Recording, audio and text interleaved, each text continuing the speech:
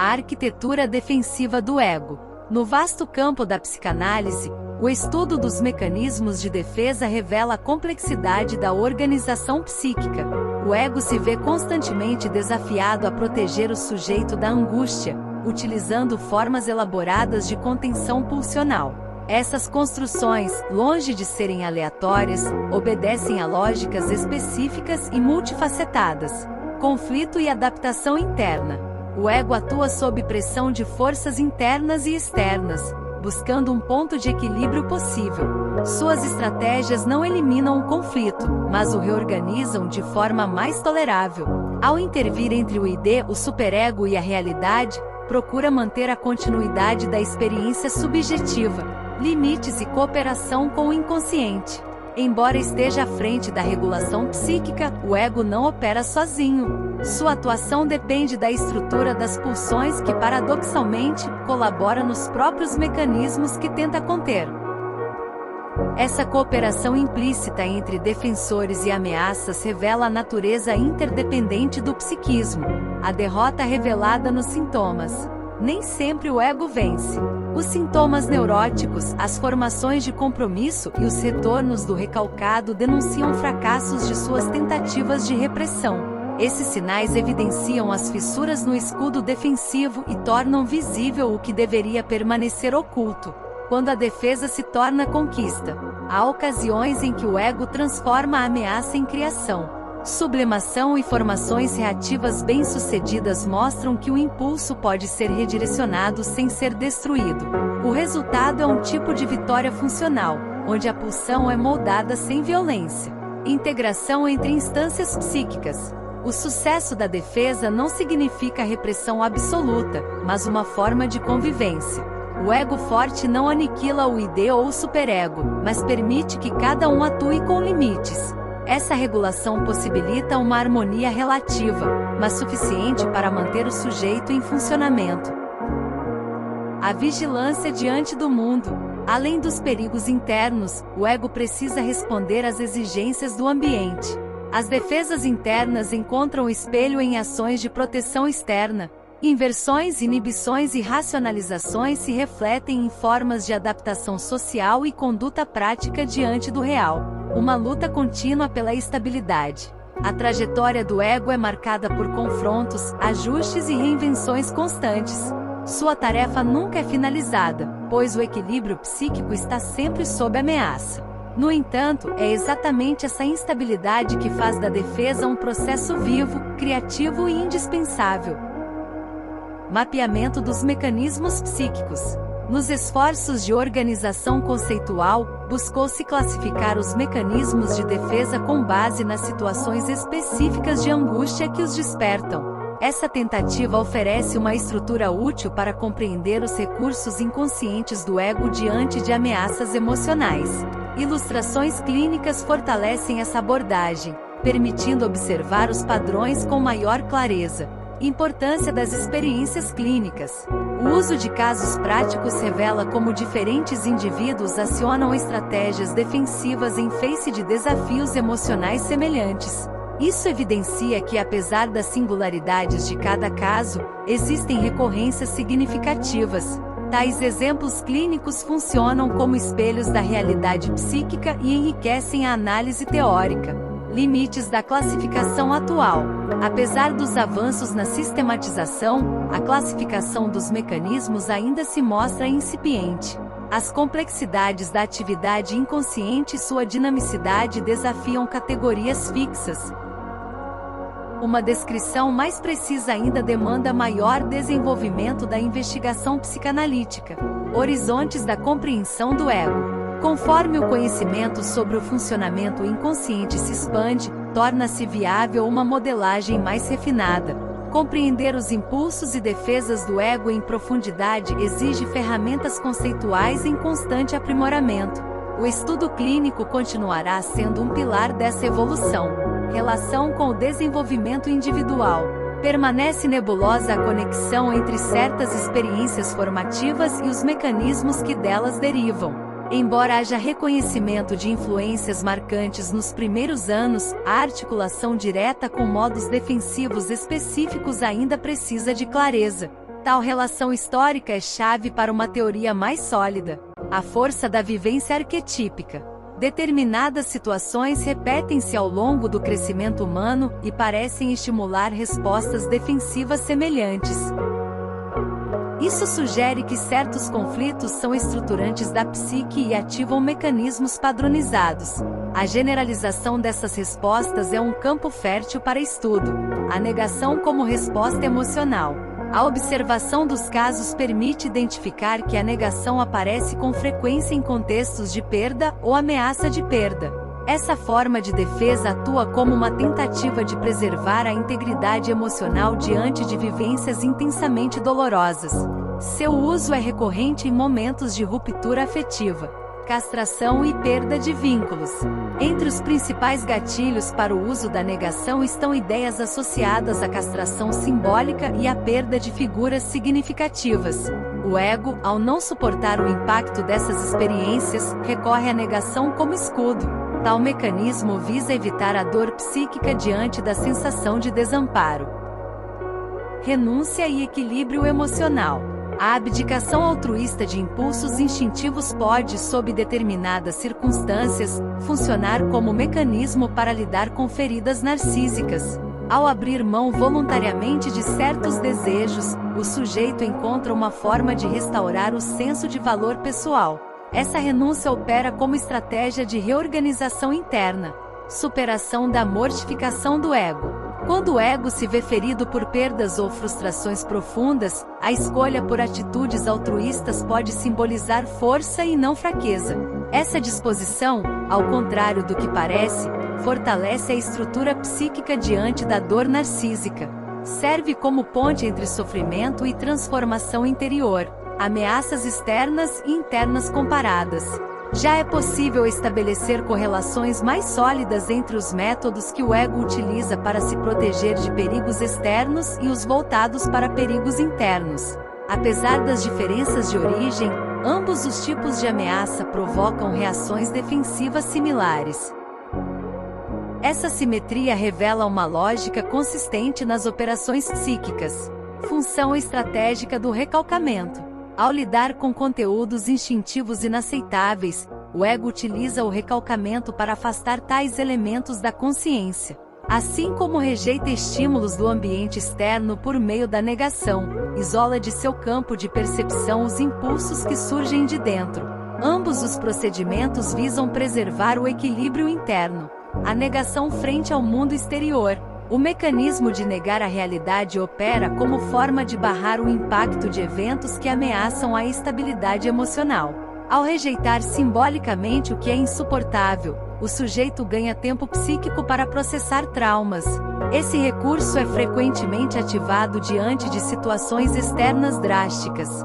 Formações reativas e proteção interna. Certas atitudes exageradas ou invertidas funcionam como barreiras contra o retorno de impulsos reprimidos. A formação reativa transforma o conteúdo recalcado em comportamento oposto, neutralizando sua força. Essa conversão serve para blindar o ego contra riscos oriundos do inconsciente. Fantasias e inversões simbólicas. As construções imaginárias que distorcem a realidade costumam refletir uma tentativa de domar o insuportável. Nelas, o indivíduo inverte papéis e situações como forma de escapar do conflito psíquico. Tais fantasias preservam a negação e ajudam a manter o senso de controle simbólico, manutenção da defesa contra o caos. Mesmo quando a fantasia inverte totalmente a experiência objetiva, a negação segue operando como defesa contra o colapso emocional. Esse processo sustenta uma barreira contra invasões da realidade indesejada. Assim, o sujeito continua protegido de dores que sente ainda não poder elaborar. Inibição como resposta preventiva.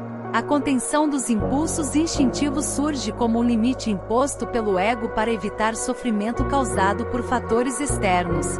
Essa estratégia visa proteger o sujeito de consequências desagradáveis.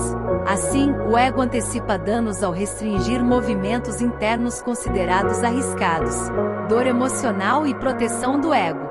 Ao reconhecer que certos desejos podem resultar em punição ou rejeição, a mente cria barreiras internas. Essa defesa busca minimizar o impacto da dor gerada por fatores sociais ou relacionais. Tal postura reflete o mecanismo de autocontrole voltado à preservação do bem-estar psíquico. Intelectualização como mecanismo psíquico. Transformar conteúdos emocionais em conceitos racionais serve como forma de evitar o desconforto que eles provocam. A análise intelectual de desejos internos reduz seu potencial de perturbação.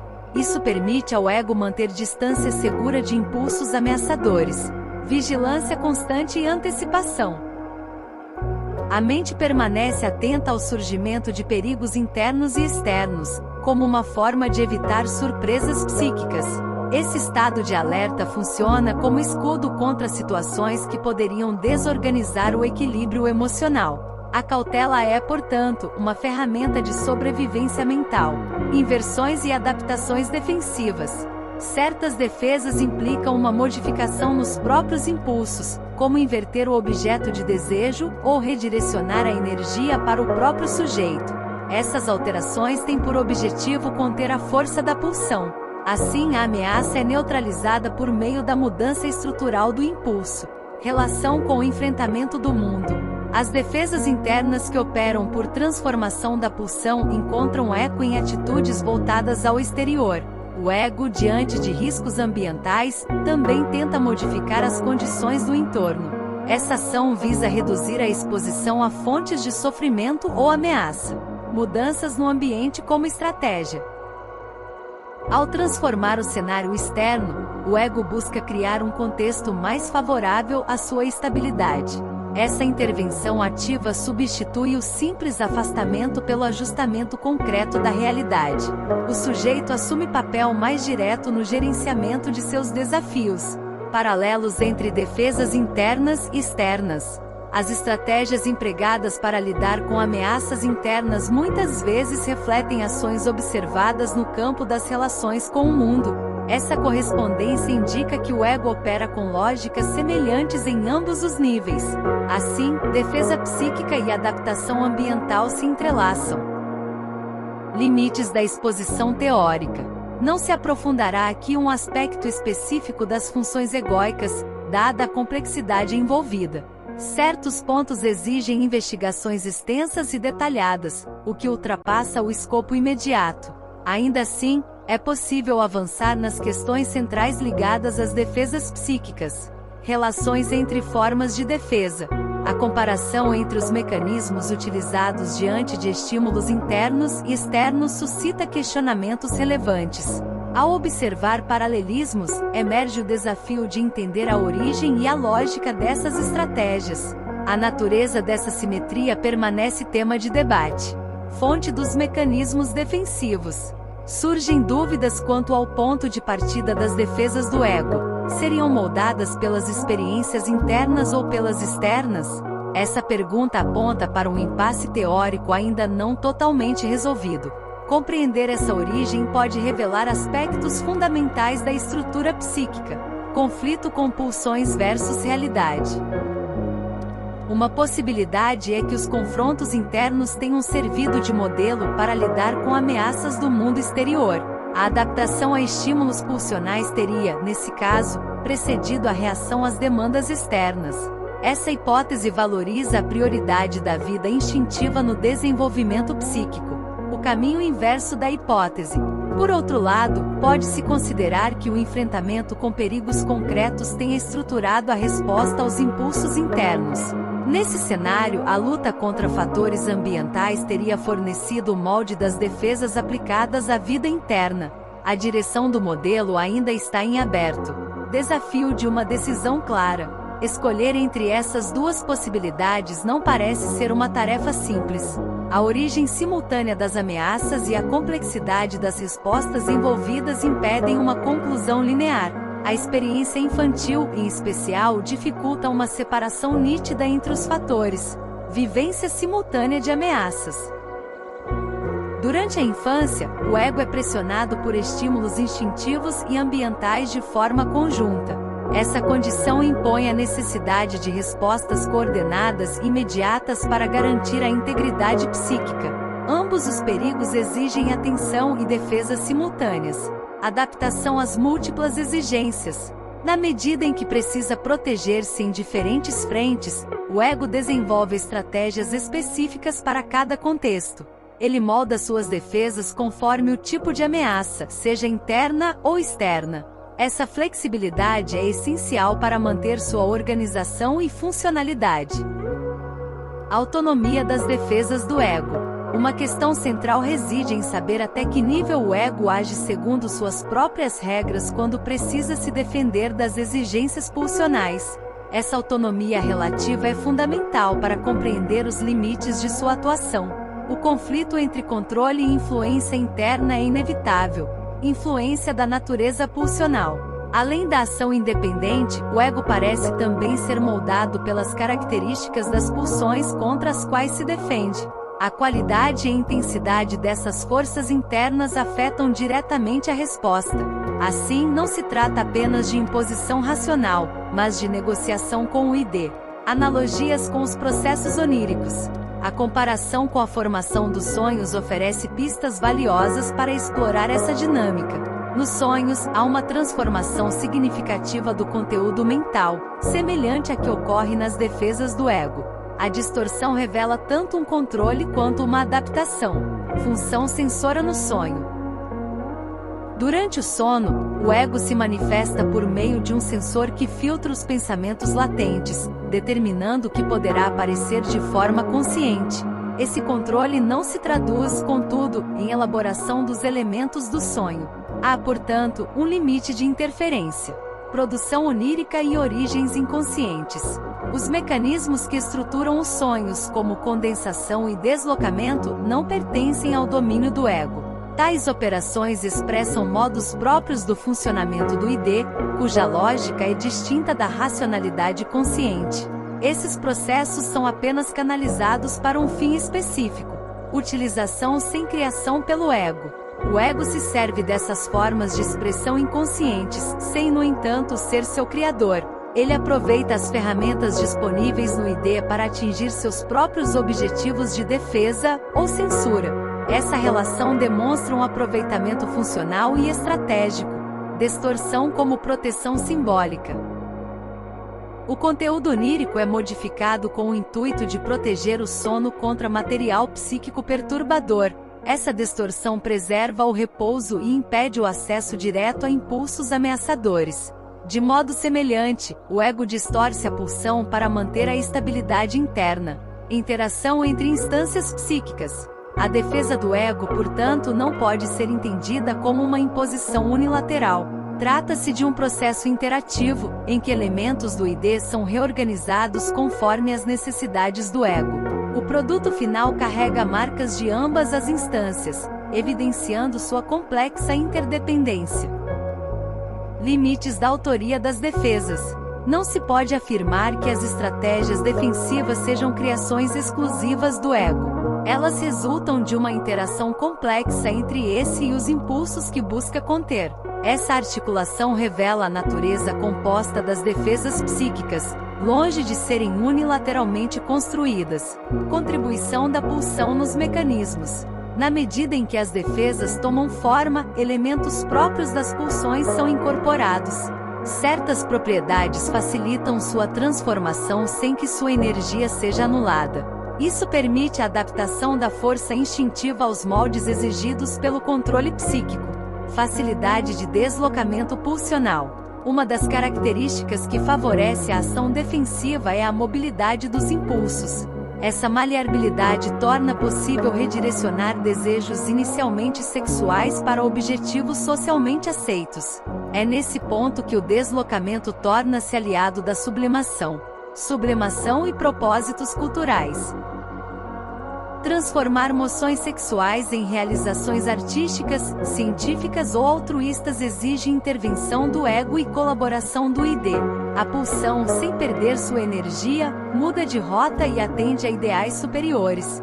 Esse desvio representa um compromisso funcional entre desejo e exigência social, formação reativa e inversão pulsional. Ao reprimir impulsos inaceitáveis, o ego não atua sozinho, ele se vale da própria estrutura da pulsão. A formação reativa, por exemplo, utiliza a capacidade da pulsão de inverter seu conteúdo. Esse processo assegura que o impulso original não retorne à consciência.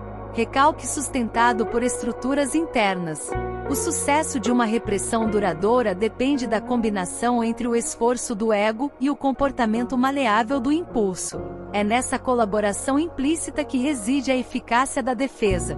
Sem esse apoio estrutural, a defesa tenderia a falhar. A dupla fundação das defesas eficazes.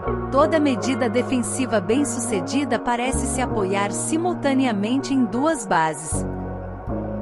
De um lado, o controle consciente exercido pelo ego, de outro, a maleabilidade das pulsões que possibilita sua manipulação. A defesa se torna eficaz quando essas duas forças se complementam. Equilíbrio entre controle e instinto. A estabilidade psíquica depende desse ponto de convergência entre domínio racional e cooperação instintiva. O ego por si só não possui força suficiente para conter os impulsos. Ao construir suas defesas sobre a natureza das pulsões, encontra meios mais seguros de preservação.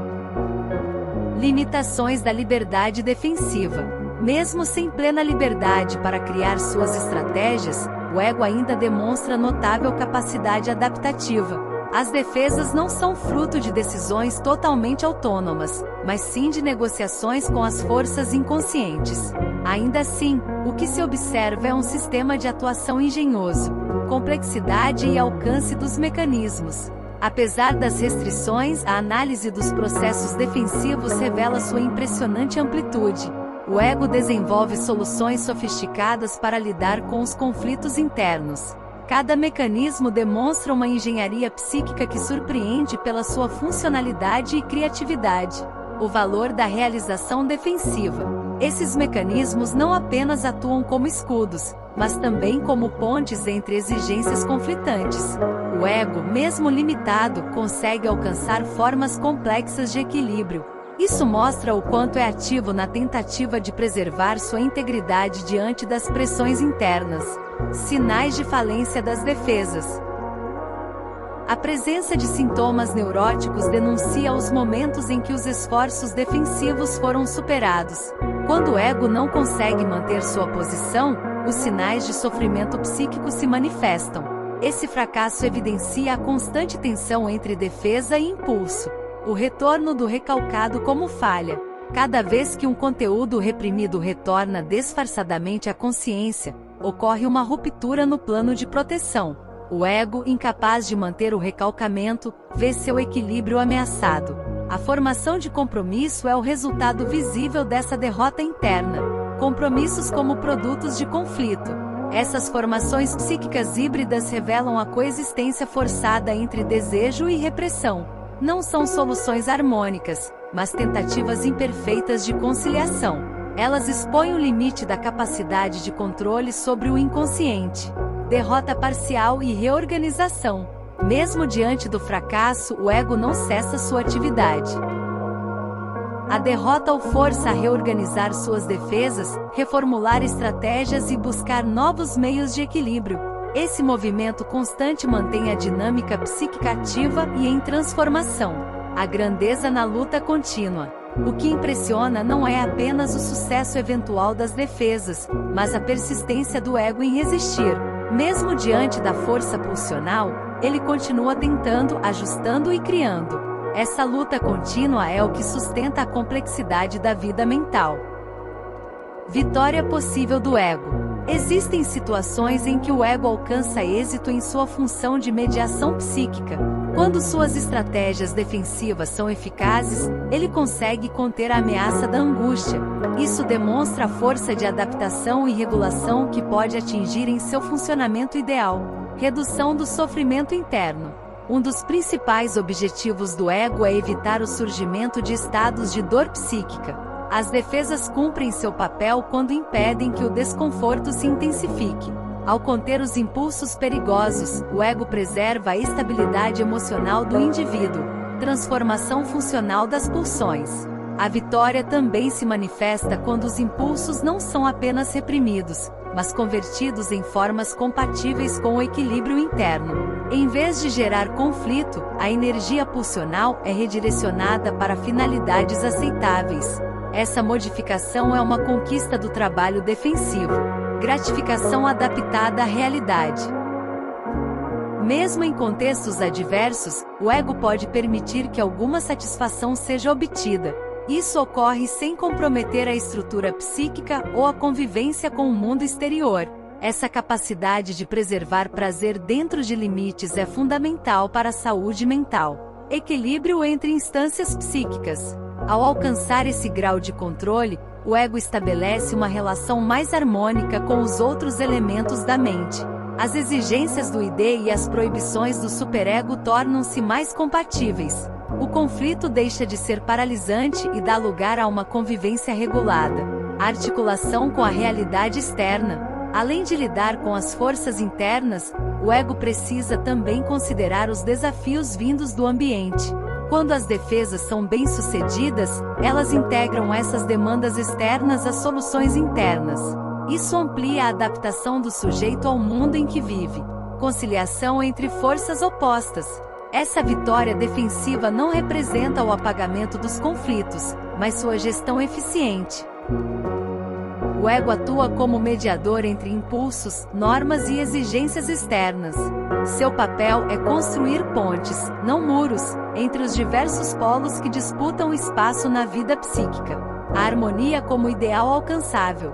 O ponto alto da função egóica está na realização de um estado de equilíbrio funcional.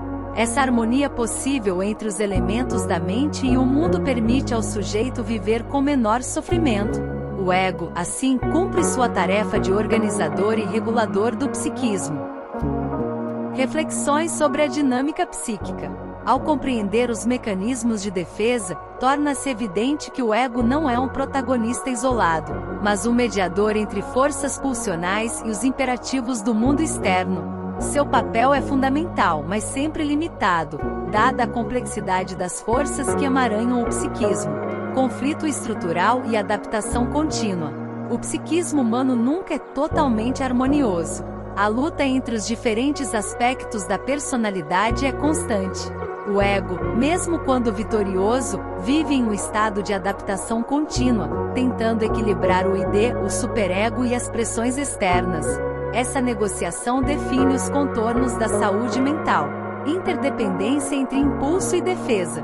É importante ressaltar que, ao defender-se, o ego não apenas combate os impulsos, mas também utiliza suas características. As pulsões com suas propriedades intrínsecas são redirecionadas e transformadas, permitindo que o ego se utilize delas sem sucumbir à sua força destrutiva. O processo de defesa depende dessa colaboração. Limitações da defesa e sinais de falha. Entretanto, não há defesa infalível. Quando o ego falha, os sintomas surgem como reflexos de uma tentativa frustrada de manter a harmonia psíquica.